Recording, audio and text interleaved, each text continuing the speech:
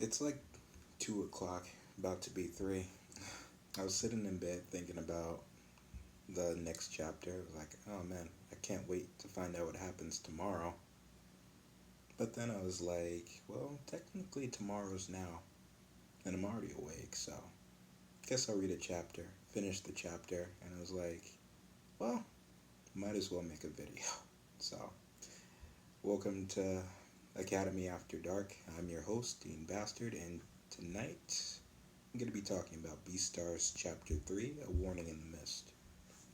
So, it opens up pretty much picking up where we left off from last chapter.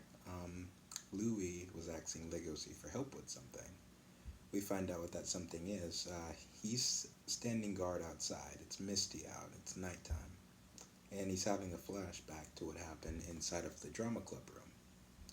But basically, Louis wanted Legoshi to stand guard outside while he practiced with Tim's replacement, Zoe the Goat, and go over his lines with them.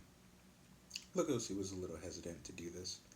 You know, it's kind of a goody two shoes, just a little bit. He's like, what happens if we get caught? Apparently, Louis has a little bit of faith in Legoshi about standing guard. So it's interesting that he was singled out like that from him. So uh, Louis, we get just a little bit more insight into Louis as a character. I like little character snippets of, the different players on the board.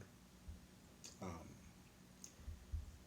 Pretty much, Louis on the spot. He's like, oh yeah, I'm gonna be practicing with him. So he starts reciting a line from Adler the Reaper play that they're gonna be doing, uh, and he expects Zoe to repeat his lines to him.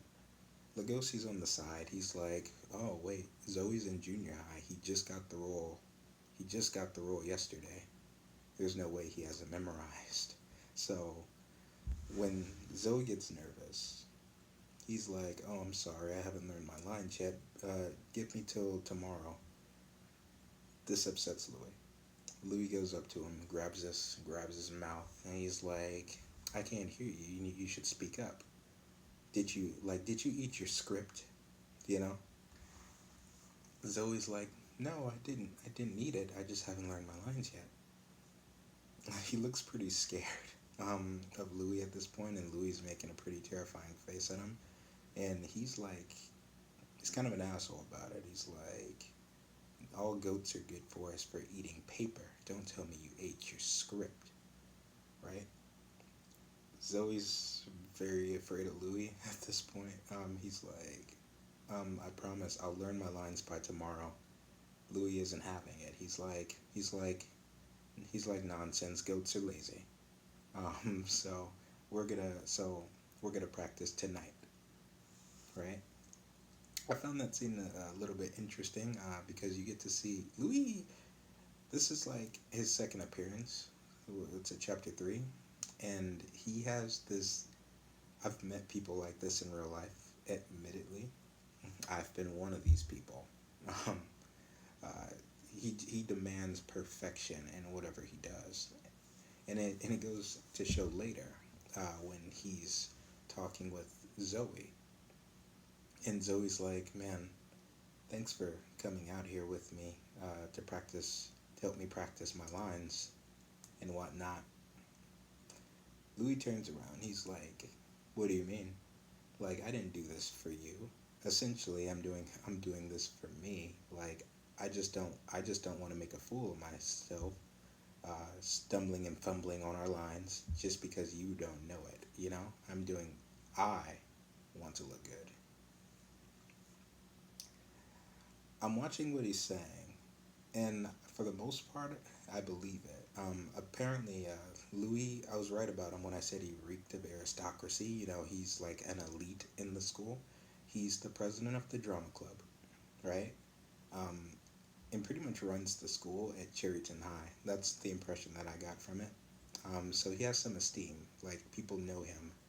He's a popular student for good reason. And Lugosi even made note about how he carries himself. which is something that I mentioned before. From how he sits like the boss, like Louis the shit, and he knows it.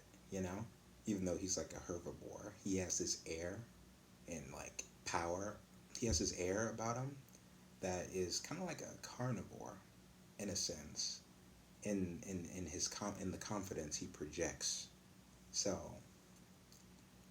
Legoshi even notes how um, whenever Louis performs on stage, because he's a year older than Legoshi, and when he got on stage, it's like everything the entire atmosphere changes when he's in character because he played Adler the Reaper last year as well, and there are things, I believe there are things that are expected of him from this year. So he very much cares about the performance that he puts on to people, to the students. So I think that speaks volumes about his character. But you can't help but admire someone who puts in hard work into something that they care about. You know, but with Louis in particular, I can't say that he doesn't care. How he came off very callous when he was talking to Zoe, you know, about helping him, where Louis is very self-centered, is the impression that I'm getting from him. But I don't know. Personally, I feel like there's something there, because you can always tell a lot about someone from their hobbies, And I have so many questions, and I can't wait to find out. Like, why is like someone of his stature, why is he in drama club? You have to have a certain type of personality. Uh, you cling to certain things based on your personality. So is it because Louis likes attention? Is he, uh, does he just love drama? You know? So I have certain questions about his character, but his charisma definitely cannot be understated because Legoshi mentions how he has the way he talks down, his voice, his gestures, his gaze. It's captivating.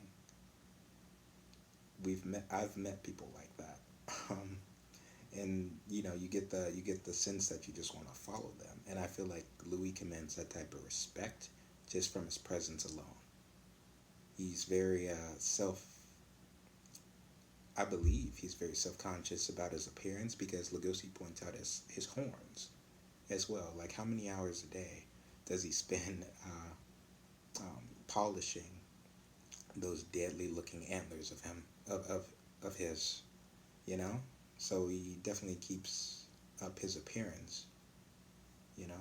So, and this is something that was most definitely practiced, like over and over.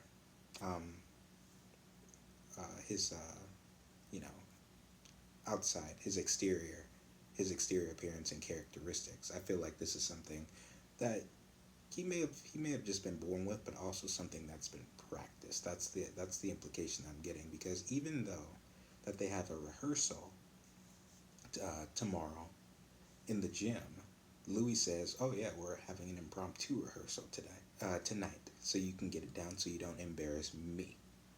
You know. So I felt that's interesting, even though it's just gonna be a rehearsal tomorrow. He wants the rehearsal to be perfect. He's rehearsing for the rehearsal, not the actual play. I respect his enthusiasm for it, even though it comes off as kind of abrasive at times, because Louis can most definitely be a dick, even if he believes he's well-meaning. And I can notice that he has some racist undertones. Well, maybe it's too soon to say racist. Beastars? Something like that. He definitely has some prejudice undertones when he reacts with animals. I've seen him react. I've seen how he talks to Legoshi, kind of belittling him, calling him a pup.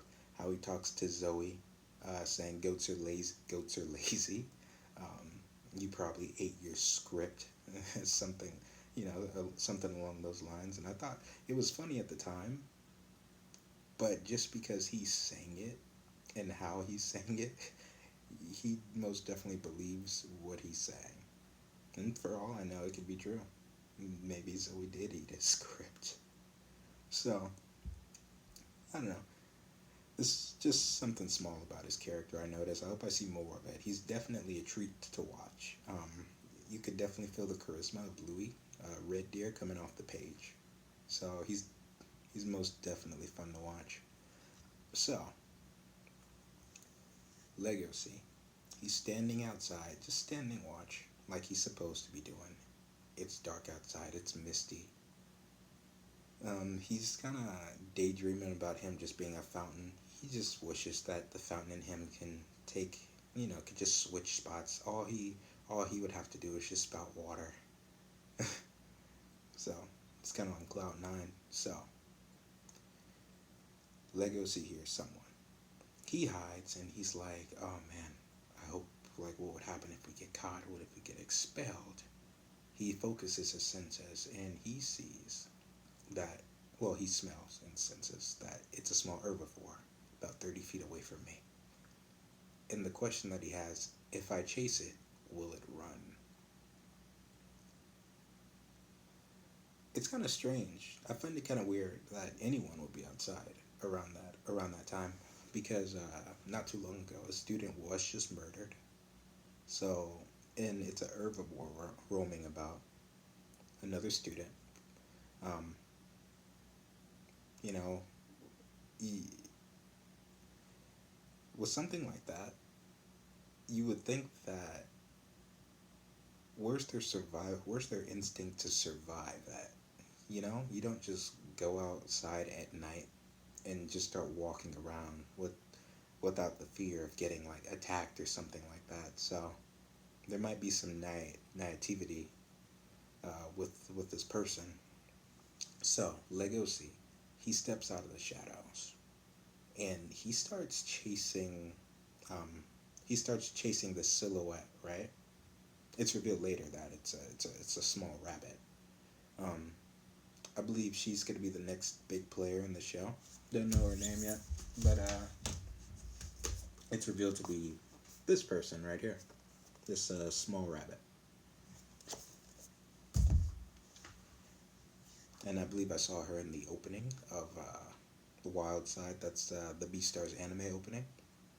So that's gonna be interesting. So while he's chasing the rabbit, something interesting happens. I noticed in the panel that his eyes are normal, right? But then you get a little shadow under his eyes, which in most visual medium like that signifies killer intent with Legacy, because when he was chasing her, all he had to do was step out, right, and the person was already running. There was no reason to chase the person, and there was no reason to go as far as he did. He pretty much tackled the person to the ground and had her in this embrace, right? So it was just him alone. It pretty much ended like that. It was just him alone with the small rabbit and his instincts, right? So how I viewed Lugosi at first is, oh, he's just this shy, awkward gray wolf, right? Even though he's like big and he's ferocious. Louis called it out. Last chapter, he was like, "Oh, you have some ferocity in you." Louis was very much right. In that aspect, Lugosi does have some ferocity with him, because now it's like, oh, okay, he actually, all right, he has a small herbivore in his clutches essentially. What's gonna happen to her now? Is Lugosi gonna eat her? Is he gonna eat her? These are the questions. So my impression from this is maybe Lugosi is struggling with something outside of outside of Tim's death. Even then, it's not really being. Mm, it's not his death really isn't being made a big deal about. So maybe it's not that. He's like this by he's just like this by nature, I guess. Or maybe something happened. But anyway, kind of fearful for the rabbit. What if Lugosi is the killer? I personally still have suspicions of who it is based on the clues that was left in chapter 1, and I'm kind of sticking with that for now. But it can't be denied that Legoshi definitely has something going on. Because the thing about dogs, once they start to chase, it's in. I keep having to remind myself that these aren't people, right? They don't they're animals, and they're very much slaves to their instincts at times. Can it be trained? Most definitely it can be. But with dogs, once they start chasing something, they won't stop until it's caught. And my impression is Legoshi, as soon as he took off from the steps, it only took him a few seconds to get to his target. Cause he's fast, right? It only took him a few seconds. Once it was caught. Now the question is, I caught it. Now what do I do with it? That's scary. I caught my prey. I caught my target, because that's what it turned into. There was the chaser, and the one being chased. And Legoshi has his target in his clutches. He has caught his prey. And the thing about canines, once they set their mind to something, it's very hard to change their mind. I'm viewing this from the lens of just thinking of Legoshi as just an animal, you know, not a human. So if this story goes the way I think it goes, um, well, I'm predicting how it's gonna go. I believe if left alone, he will very much eat that rabbit, right? Maybe something is gonna happen that distracts him. Maybe the rabbit gets away. I don't know yet. I'm gonna guess she does get away, because she appears again. I'm just not sure how yet. Maybe someone else shows up. Who knows? But if he does get caught, this is gonna present some problems, considering that Tim the alpaca just got murdered in chapter 1, and that's still very fresh in everyone's mind. Is he gonna get in trouble? I'm very excited to see what's gonna happen next, and how this rabbit gets out of this one, and even if the rabbit does get out of it, how is Legoshi gonna deal with knowing that, oh, there's someone out there that knows that I tried to eat them, and what's the dynamic gonna be there? So, I don't know. It's just very fun to think about stuff like that. So that's where the chapter pretty much ends. I'm excited to read the next one. And the new player, the bunny girl, curious to know what she's doing out there at night, but gonna have to wait to see until the next chapter. So with that was the review of chapter 3. I'm excited to see what comes next, and I'll see you then.